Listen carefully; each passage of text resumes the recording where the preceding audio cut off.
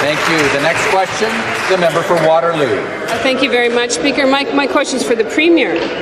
Speaker, there's been a lot of talk and so much talk about housing in this House, but very, very little action. The lack of affordable housing in Ontario is a humanitarian crisis, and based on this fall economic statement, this government has pretty much given up on addressing this crisis. Housing starts are down again. The government has cut its own target to 81,000 homes, which is nowhere near the predicted 125,000 homes. And they'll never hit the target of 1.5 million at this rate.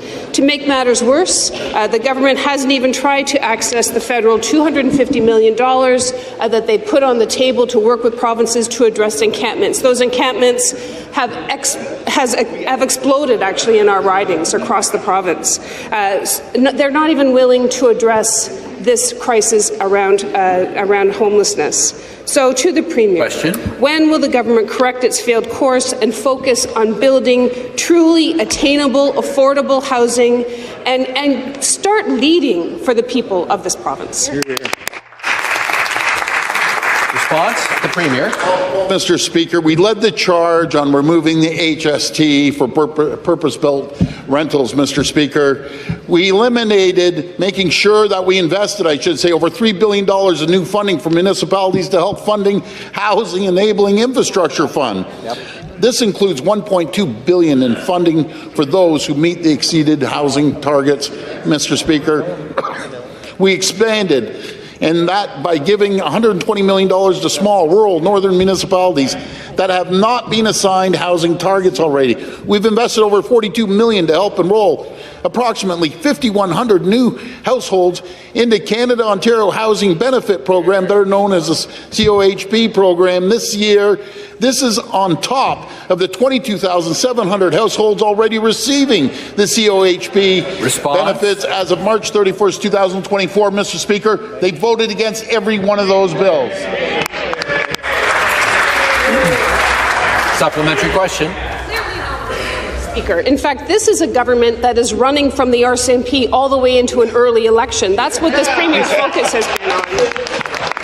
And listen, Speaker, by their own figures, this government is failing. It can't hit its own targets. In fact, it's actually making life worse for Ontarians.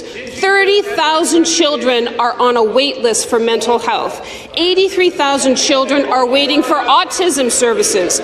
234,000 homeless people in this province. That is your record. And it's a painful reminder, I think, of how lost this government is. But it's Ontarians who are paying the price. Instead of real solutions, we get a $200 check scheme costing $3 billion, Speaker. I have to say, this is money that is so needed in healthcare and education. And it will undoubtedly go as well as the LCBO paper bag debacle, quite honestly. Endless scandals, scams, beer promises. This is what we get from this government under a criminal investigation by the RCMP. When can Ontarians expect a government that will show up for them and work for them instead of yourselves? Members will please take their seats. I'm going to ask the member for Waterloo to withdraw the unparliamentary comment. Thank you. T will come to order. To reply, the Minister of Municipal Affairs and Housing. Thank you very much, Mr. Speaker. Look, Mr. Speaker, it shows the inadequacy, really, of the opposition. You know, for the opposition, there's a show that everybody used to watch, and some guy used to say that winter is coming. For the NDP, winter is coming every single day. You know why? Because it drives them crazy that the economy and that the government is on the right track. She called cutting taxes and putting money back into the pockets of the people of Ontario a scheme.